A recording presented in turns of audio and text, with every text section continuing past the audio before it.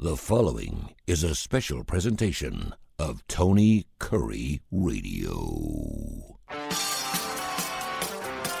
Want the real story behind the sound bites and headlines?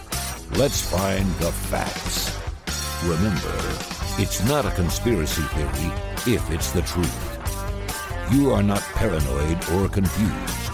You just need to know. Welcome in, everybody. It's time for another weekly edition of Everything You Need to Know. Kip Keefer with you, coming to you from fabulous Las Vegas. I've been here for a couple of days and will be here all this week leading up to Christmas. I'm getting the show put together on Monday, 1 week exactly from Christmas Day, and so many great plans. It's such a reviving situation for me to come out here with my where my oldest son and my daughter-in-law, and both of them are tremendously accomplished in their careers and everything they do. But how they manage all that with a 3-year-old that is perpetual motion, who is just one of the most amazing kids you've ever seen. And I know I'm a little biased, my first grandchild, but just getting to spend time with him and hearing the things he says and watching the things he does. I was just here in October, so it's just 2 months removed, and just the development in those 2 months from a speaking standpoint and for the motor skills and things he does, he is just some kind of a force. And it brings me the greatest joy you can possibly imagine to just kind of see the unfolding of the legacy of having a family and the next steps in that process. And I can't believe there are people that are fortunate enough to even live to that next step where my grandsons becomes a father and they get to even see their great grandchildren. I just can't imagine that being a part of the late part of your life, but it's just an amazing phenomenon. And it just gives you so much perspective of what's really important. We talk on this show all the time about the things that need to happen to get our country back online. It's been a traumatic period in the history of our country. But I can't emphasize enough by saying that yes, it is upheaval. It is chaos. There's a lot of things going on. But this country, in its 200 and almost 50 years since being formed, has faced extremely dark, challenging hours before and has always found a way to collect itself because the country functions best when everybody recognizes a common goal. And now with so much it's amazing. I'm going to use this word because it's one of the hallmark cornerstones for a lot of people that are causing the trouble. But to utilize our diversity is really one of the most effective weapons we have in really making sure this country stays what it was intended to be. And it's by the people, for the of the people, by the people, for the people. We are the government. And when we acquiesce and don't step up to that principle and understand that this is our country and anybody who is pulling it in a direction where it was not intended to go, they need to be dealt with. The founding fathers, and we've talked about this on Need to Know before, what they did is put in place an incredible blueprint for a country to succeed that has never been conceived in this manner before. And there are some alterations that need to be made. And a good time to start thinking about this is in this Christmas season, where we appreciate our blessings and celebrate our families. Because at the core of things, just about everybody wants to do those things. Some people get pulled away. Some people are coerced away. You've got a demonic group of people that want this not to be a representative republic of the people, by the people, for the people. They want to use various strategies to create an elite ruling class and really have all the citizens forfeit most of their God-given and constitutional given rights and just be sort of a collective community, not aspiring to succeed to the ultimate of their ability for their family and their children and their grandchildren, and as mentioned, perhaps even their great grandchildren. The capitalism itself is under siege. The free market system is being assaulted in favor of this Marxist kind of government. It runs everything, all the business, all the commerce, all of the citizens' lives, telling you what you can buy, where you can go, how much money you have to give the government to be the sustainer, really surrendering the first thing I've just talked about, and that is the family unit, because it is under assault. There are so many government programs that incentivize the breakdown of family. And family, folks, never, ever lose sight of this. It is the most important cornerstone in any successful life. You've got to have that commitment to your family and appreciate them. It's so heartbreaking for me. And I know circumstances sometimes come up that are seemingly unavoidable. But people that let their family disintegrate, you've got to fight for it. It's such an important thing. It is who you are. It's particularly who your descendants that you've created are. And you've got to build that foundation for any person to have a successful life.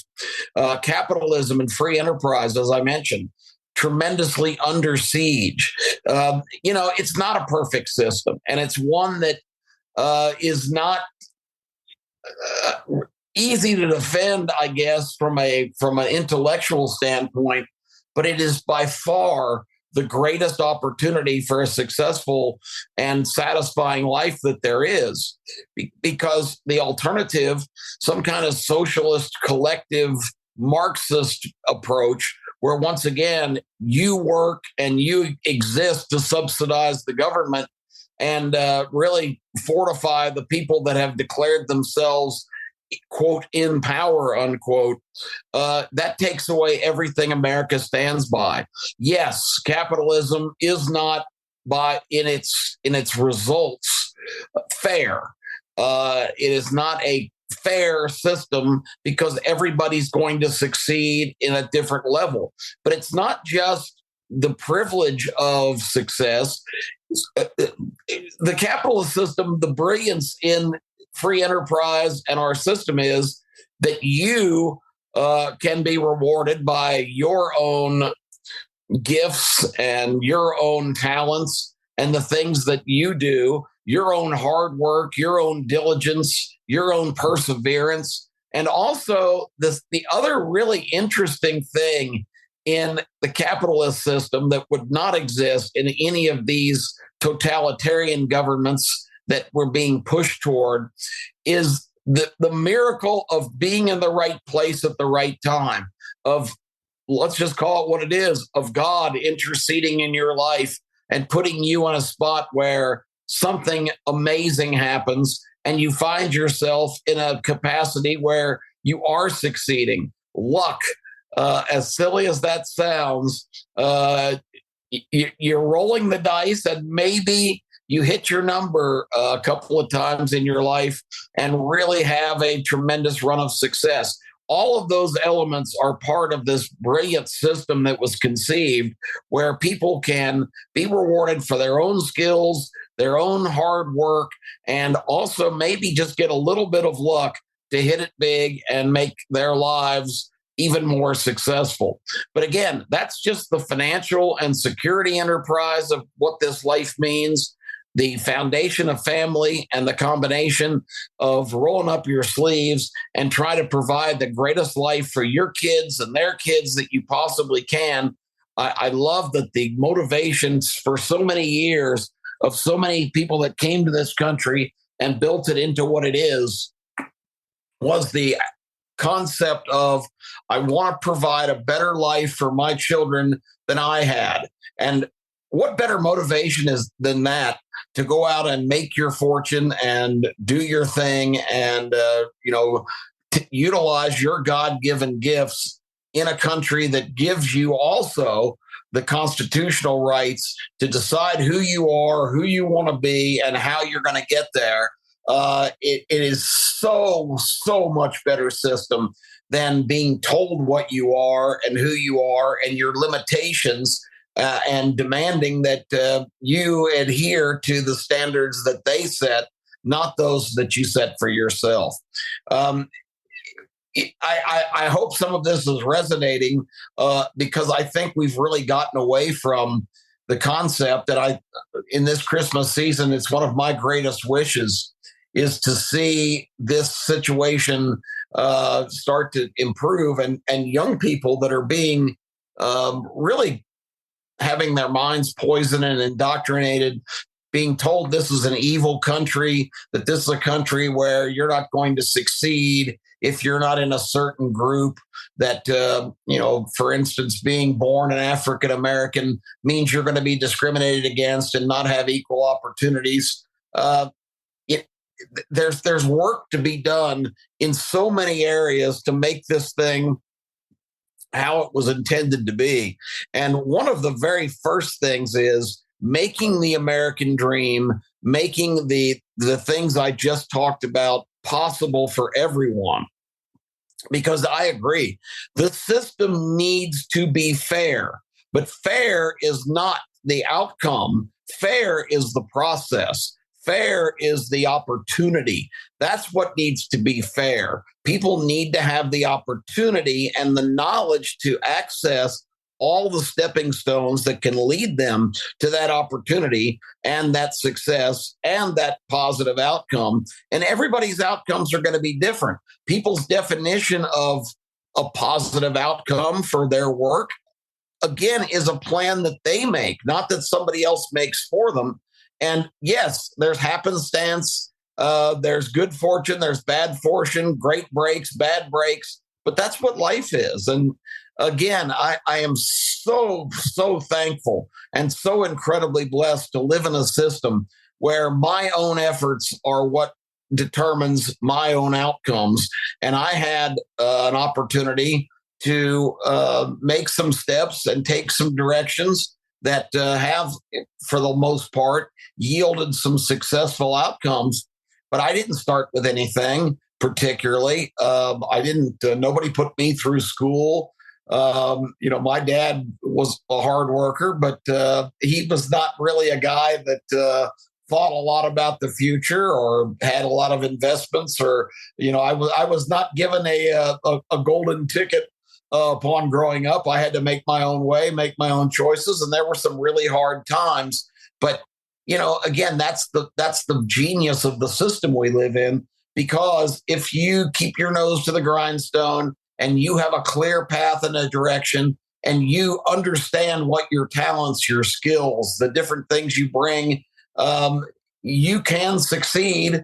And it takes a lot of different elements. But I just think it's important to remind younger people in your life that those things exist, and do not, buy the rotten banana that's being sold to them by these people that want to transform our country into something that it's not, that the system is stacked against them. There's no way they can succeed, that they need to just be, on board for this, government will take care of you attitude. And we saw that during the pandemic when, I know a lot of people needed a great deal of help.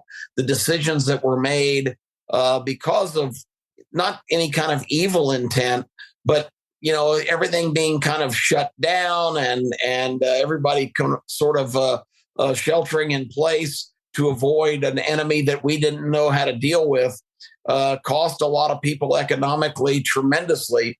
And the government stepped in and supplemented a lot of those people.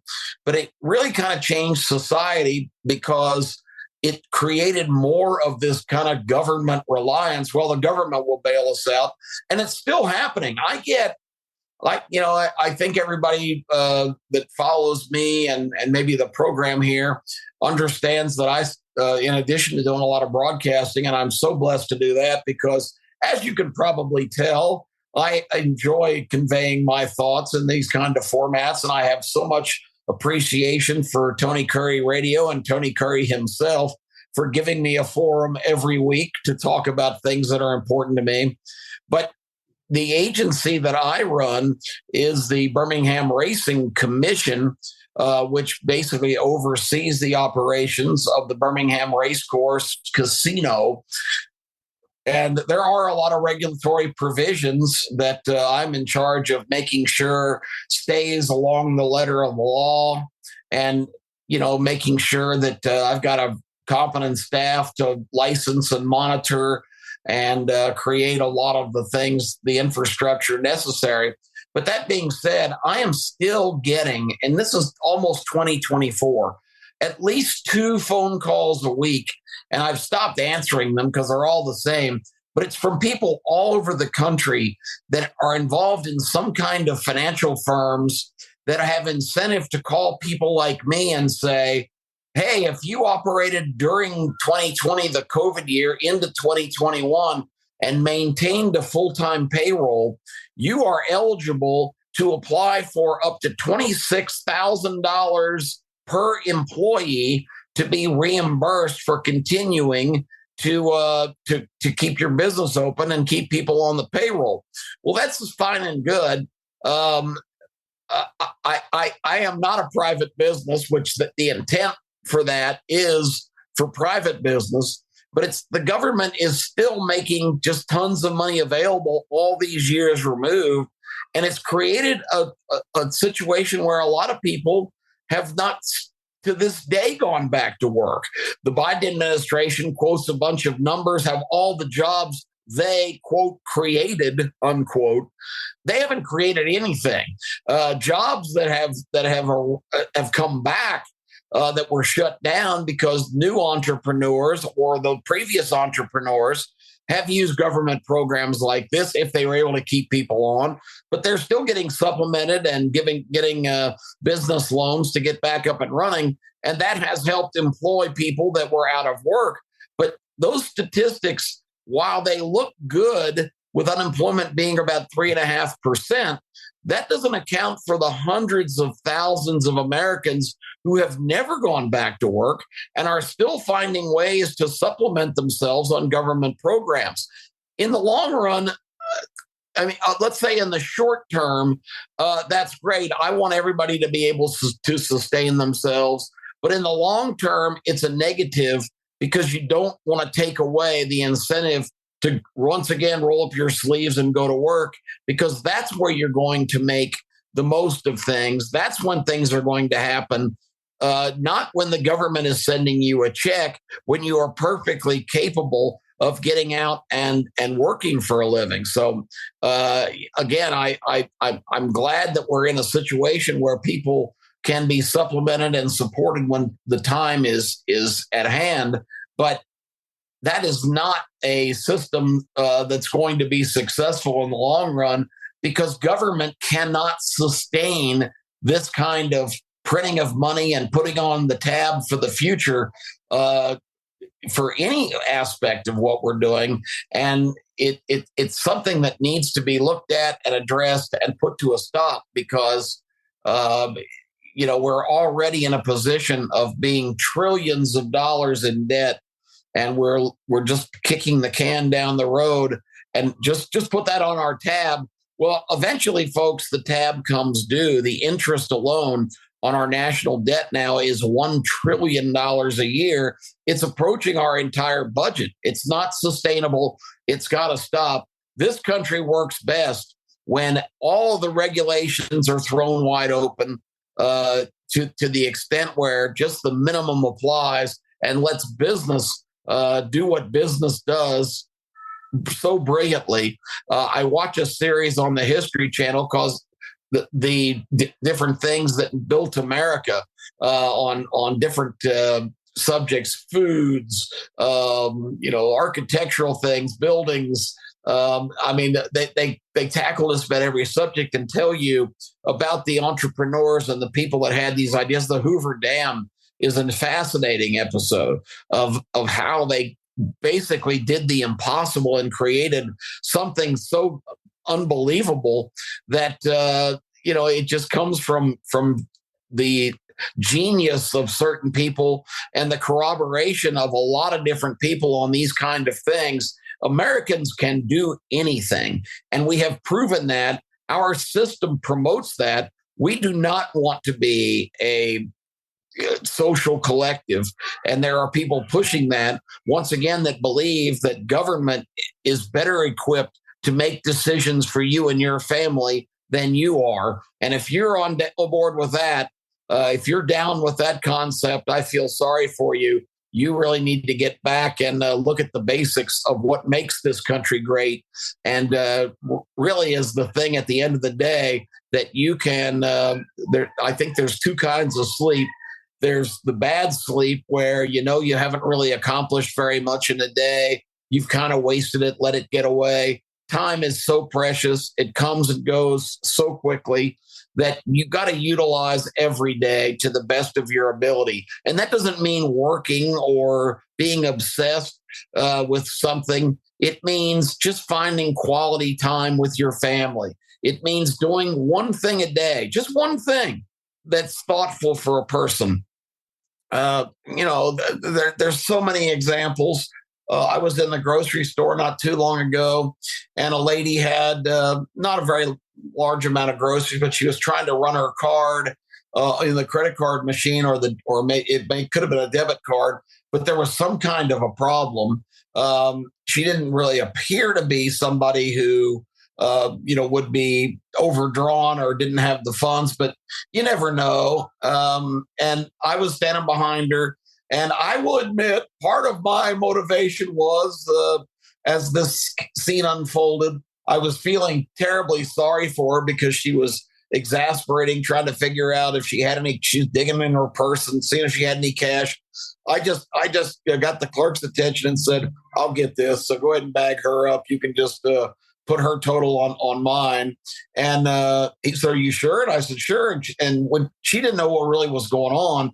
And when he told her, the gentleman behind you took care of it, she turned to me with a look on her face that was so incredulous. And it was like $26.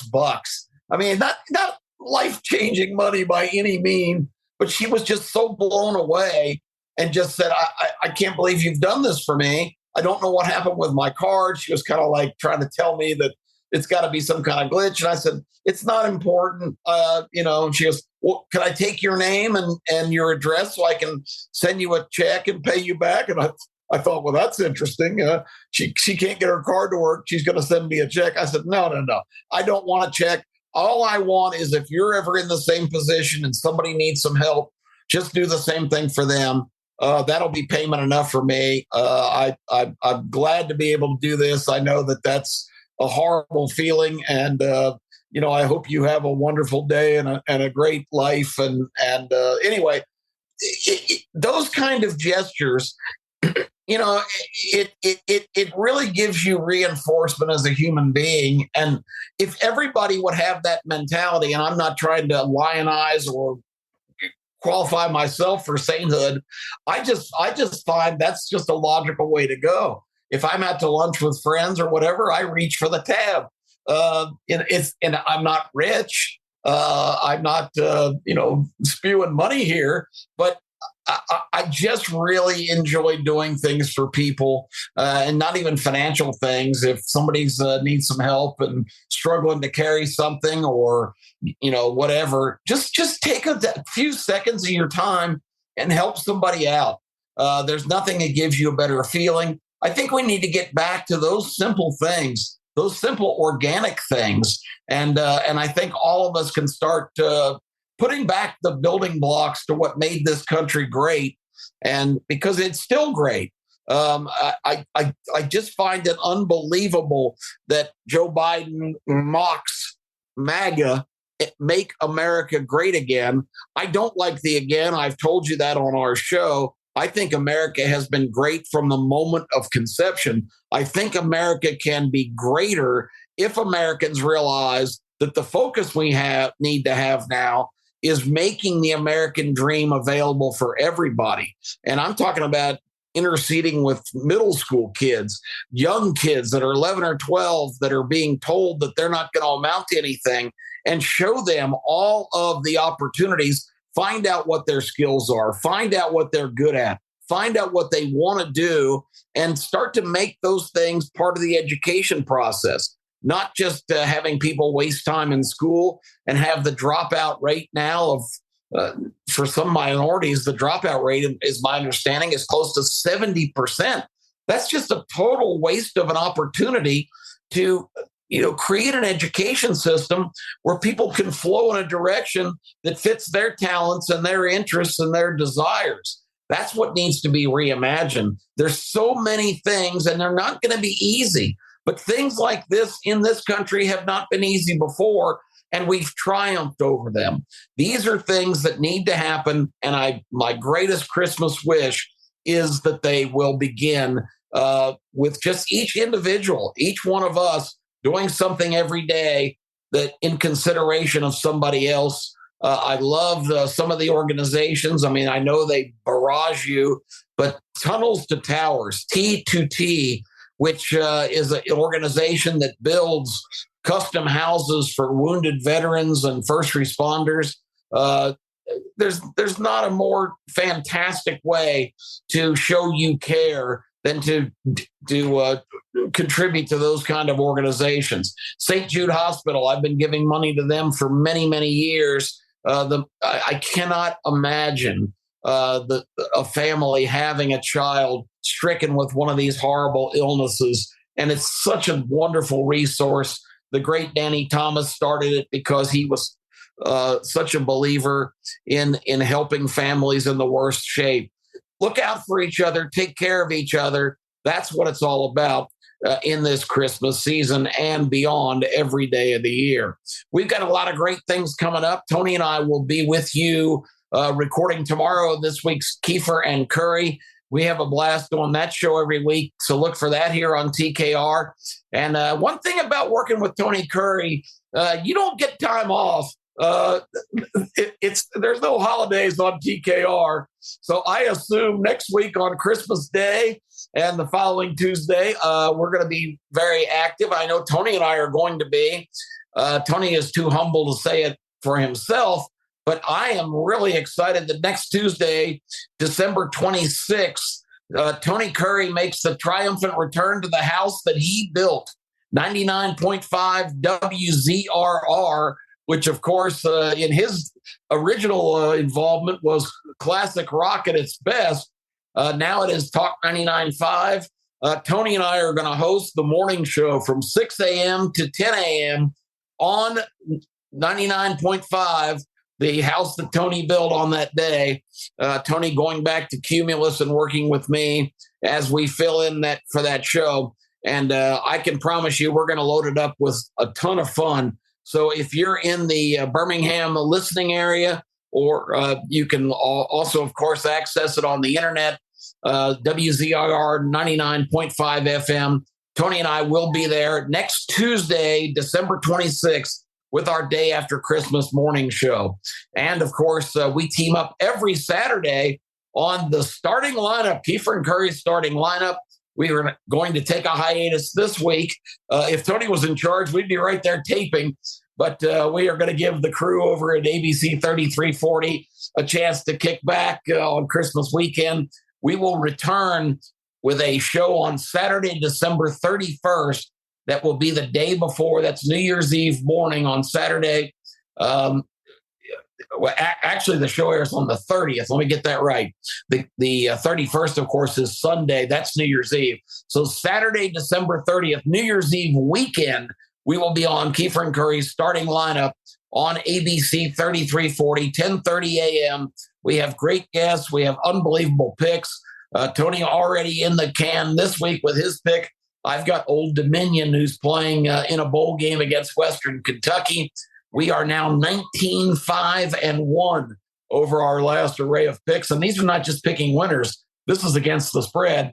And Case Keefer, my son, I'm recording from his studio this morning.